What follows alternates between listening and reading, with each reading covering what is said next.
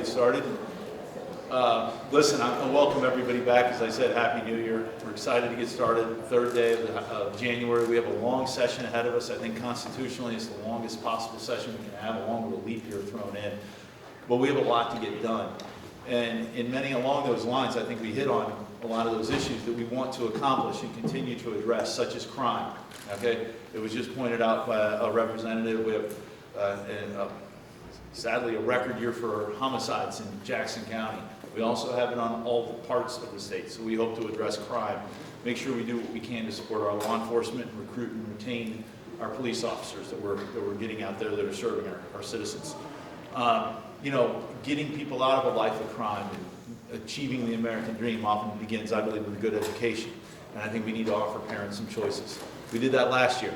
We offered open enrollment, never got through the whole process. We're going to tackle that again this year. I believe by giving parents more choices, working on a Parents' Bill of Rights, informing parents, bringing parents to the table for their children is very essential, I believe, in achieving the American dream for a good education. Property tax reform. As I said in the speech, you know, owning your own home is exhausting, obviously. You got a lot of yard work and everything else, but it's part of the American dream, something you can take pride in. You get home, it's your house, right? Well, it's hard to earn the down payment. It's hard to make the mortgage payments. And out of nowhere, your property taxes go up 25%, and those bills are due December the 31st. Why are we taxing people out of the American dream? And it's affecting the most vulnerable. It's affecting the lowest income, and it's affecting our elderly who live on Social Security and other fixed income methods. Why are we taxing them out of our houses? They should not be taxed out. I think those taxes in the appraisal process, you know, how it needs to be reviewed. So we'll look at that as well. I mentioned numerous other things we are going to work on this year. We're going to look at property rights to make sure we're protecting Missourians' property rights. We have energy infrastructure we're going to work on protecting. Supporting Israel. I think that's clearly the right thing to do with the attacks and the horrible atrocities that have been occurring over there. I think we're going to stand on what Harry Truman did and acknowledge and respect the right of Israel. So happy to take any questions. You mentioned crime. Yes. If Jackson County and Kansas City is seeing an increase in homicide, at the same time St. Louis under local control is seeing a record decline in crime, is that an indication that local control might be an answer in Kansas City?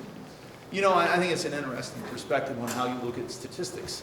But let's be honest here. It's St. Louis County, or St. Louis City rather, maybe, I don't believe they're looking at the entire crime statistics. I've talked to many business owners in downtown St. Louis, and while violent crime like homicides appear to be coming down, other crime against persons, stealing, broken property, private property, actions against them are not being prosecuted because the prosecutor's office doesn't have the resources or the personnel to do it yet. You have some reason not to believe the police? I'm sorry? You have some reason not to believe the police statistics that say those? I'm saying you're looking at, well, there's two things there. I want to look at those statistics. It's not that I'm not trusting any of that. I believe it is down. And I attribute a lot of that to Gabe Gore, who stepped up to become the prosecutor in St. Louis City, who's running for re-election, who I completely support there. He's done a great job, and I want to give him the resources necessary. But you're seeing what they called was a record drop in crime. It was only a record drop in crime because of the amount of crime that was allowed to go on when Mr. Gore wasn't in office. And fortunately, that individual left. We are now able to tackle some of the crime and prosecute those that should be held accountable for the violent crimes that they're acting upon. I don't know if local control has anything to do with that, is where I'm going with that answer. Yesterday, Governor Mike Parson announced an executive order regarding foreign ownership of farmland. Number one, your response to that, and also, do you guys plan to do more? He said that he called it a placeholder because he's worried that you guys might not get anything done. Well, I mean, we worked on it last year. Representative Hafner began tackling that issue. We certainly don't want our adversaries owning farmland or owning property close to our bases in the state of Missouri. I'm glad our governor recognized it as an issue. I want to protect Missourians, but I also want to protect Missourians from good investments that are made in this state by honest out-of-state, out-of-country, other country investors like Bayer, Ralston Purina selling out to Nestle in Switzerland. I mean, we have some good actors. We have to balance that, and I believe our caucus and our body as a whole will look into that and protect Missourians. We all want to protect Missourians from our foreign adversaries' influence in the state of Missouri, Last session, including balloons that fly over. last session's veto sort of upended a whole bunch of policies in that public safety omnibus. Is there going to be a difference in strategy in terms of constructing bills, what's contained in them, as a means of sort of getting stuff across the finish line? So the governor vetoed, I believe it was Senate Bill 189, which was Lane Roberts' essential House bill that he'd worked so hard to do. And that was vetoed for particular reasons. I think we're going to look at those reasons why the governor vetoed it, round those edges, and pass a bill that's good on crime that maybe give the governor not pause to veto that bill. But yes, it'll be a priority. On initiative petition reform, in the off-season, Ohio voters rejected initiative petition reform in their state. Did that give you pause to pursue it in Missouri? Thank God we're not Ohio. No, I mean, it was a different apples and oranges, right? I fervently believe our Constitution should not be amended as easily as it is. And I think our voters need to be informed in a transparent process on how that initiative should be vetted. And I believe there needs to be a higher threshold and a higher standard to pass that. We will work on it yet again. I think the fingers, though, don't need to be pointed on this end of the building. We've passed initiative petition, I believe, for the last 5 years, maybe 6. I would welcome the opportunity to explain to the voters why we're passing initiative petition reform, because I don't think we need to keep adding 20 pages to our Constitution for marijuana that's a lawyer's dream for employment, because no one understands it. As you know, there are already campaigns circulating petitions to put abortion questions on the ballot, perhaps various different questions. To the voters who are looking at that question and signing their name to those petitions, is it fair to them to change the rules in the middle of the game? We haven't gotten there yet, right? I would love to get this initiative petition thing on the ballot in August and have it passed and see when that would be put on the ballot. But you're inferring that that initiative petition might be put on the ballot in August or November, and it's assuming they get the signatures. Can you clarify, you would like to see what on the ballot in August? I would love to see initiative petition reform on the ballot in Question. August that we pass out of the House or the Senate, whatever we can agree on.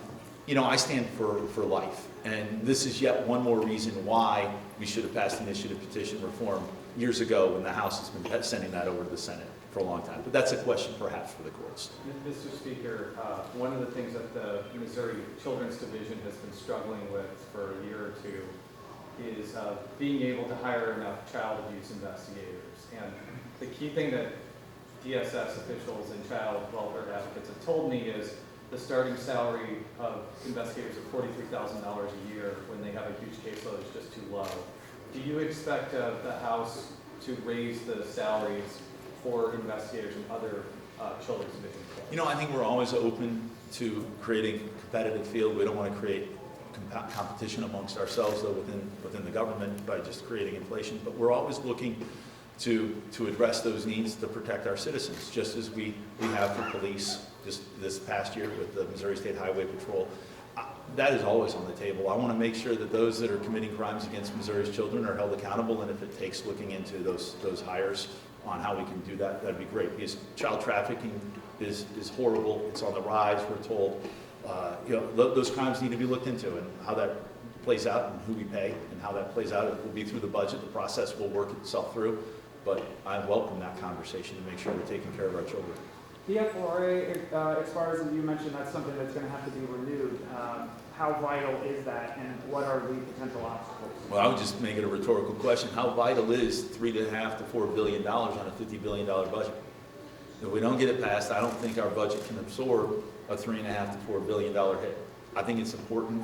We passed it a couple years ago. I look forward to tackling that issue now, but I don't think we can afford not to pass it. Are you confident that you can continue leading the chamber throughout this session, given the ethics complaint that was filed? Absolutely. Look behind me. I wanted to ask about when we can expect to see hearings to start. When are you going to start referring bills? Are we waiting until next week, later next week, the following week? Excellent question, Emily. We'll follow our process and our procedures. So today is opening day, right? Opening day of session. We'll first read bills today, we'll second read them tomorrow. Bills will be avidly referred tomorrow. They will then lay over on the calendar on a tech session and then be brought up for hearing according to when those chairs decide to bring them up for hearing. But myself and the floor leader and the chairs are all in discussion on how we're going to do that and begin. I anticipate beginning promptly. From talking with both legislators of both parties, they're pretty pessimistic about this session, and they don't really feel like much is going to get done. What would you say to that pessimism? Doom and gloom has no business in this building. I mean, if you live by that, you wouldn't want to serve the public, right? I mean, we come down here, it's hard to pass a bill, and it should be. But we have to do the job. I signed up for this. I welcome the challenge. We're going to pass good stuff. I hope the Senate works with us. But I'm optimistic, and I think the colleagues, 163 of us, are optimistic to get good things done for Missourians. What do you think of possible exemptions to the St. Louis earnings tax? Do you think that those bills are going to go far? Well, do they have your support? The earnings tax is a peculiar thing. I think it hurts St. Louis City overall, but they've demonstrated, they argue that they need that 1%, but they're losing population. This is why it's going through the committee process. I'm going to leave it to the committee to vet what exemptions should be included on that. I'm going to leave that up to floor debate to say, hey, this should be an exemption. How are we going to work this in and where it goes? But I respect the city. I want the city of St. Louis to thrive. It's been home for me for 53 years, and I want it to thrive. But I don't think that earnings tax is actually the right way to help the city thrive. But I'm open to debate, open to the committee hearing process. Counties passed their version of the senior property tax freeze that passed last session. Still a lot of questions about eligibility, and even supporters of the idea felt like it wasn't well-written legislation last session. Will that get I believe it will. I may have misspoke on a number earlier, but I believe that was Senate Bill 190. I could be wrong. I kind of get confused, but that was Senate Bill 190. And I do believe there's clarification and continuity that need to be put into place, because I've been told that 113 counties are looking at it 113 different ways. And I would like continuity to apply for all of Missourians so we know what to expect in all of our counties. That will get looked at. What does that look like? Oh, believe me. I'm going to send that to committee and let them work that out. That's deep in the weeds on how that works out for the counties. Going off the pessimism of last session, go through that. Are there any deal breakers for you this session? A Chinese balloon flying over the state of Missouri again? I'm privileged to work here. I love working with my colleagues, 163 of us, my caucus behind me. I'm optimistic. This is my last hurrah, and I look forward to having a productive year and producing for the citizens of Missouri. That's what I came down here to serve. So this is a campaign year where some of your colleagues, you yourself, are running for higher office. We're likely to see campaign speeches on the floor. The Senate's been gridlocked for the last 3 years. You have your ethics complaint. How do you look past all of that this is going to be an optimistic session? Easily. That's all doom and gloom and just drama. I want to get past the drama. I believe the drama will be behind us shortly. Now, what the Senate does, that's their ballgame altogether. In my speech, I said, let's put this pettiness behind us when we're working for the citizens of Missouri on the floor. And I expect people to do that. I'm not going to give out campaign speeches on the floor. I'm there to work as your Speaker of the House and help Missouri pass laws that are beneficial for all citizens. Simple. At the end of last session, you seemed disappointed by the slow work of the Senate, and you actually held a press conference before the Senate ended. Is there any divide between what's going on in the House and the Senate? Do you feel any kind of divide between House Republicans and Senate Republicans? I don't speak for everybody. I have my own personal perceptions at times, of course, and I get emotional because I buy into what we're doing down here. I believe in it. So yes, I do get frustrated, but the Senate has its own rules. We have our rules. I got to play within our sandbox. They're going to play within theirs. That doesn't mean I can't get frustrated, but personalities change, people change. But we're working together, and we're meeting with them all the time. It's just part of the process. That's what you want it to be. You don't want it to be a rubber stamp to pass bills, right? So look forward to working with the Senate. Look forward to working with the governor.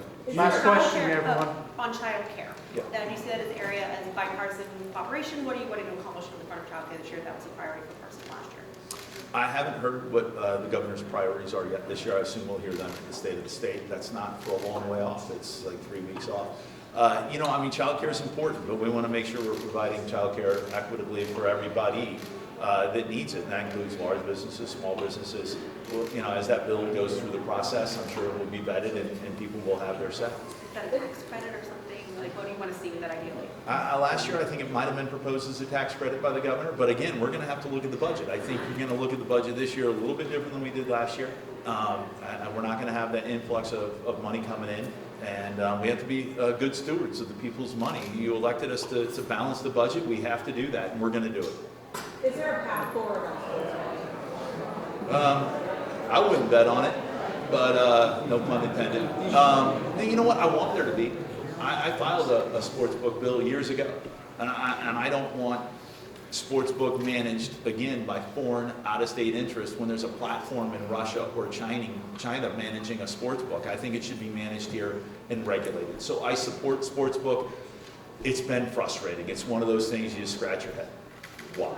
But What about removing the expiration? we're gonna how many last questions do we got? All right, that's it, guys. Wrap it up. The transgender legislation, do you support getting rid of that expiration date from last We year? we addressed transgender mutilation, I know last year, I was glad to get that done. So you Thank you don't guys, I appreciate it, you have a great new year. Thank you, Mr. Speaker.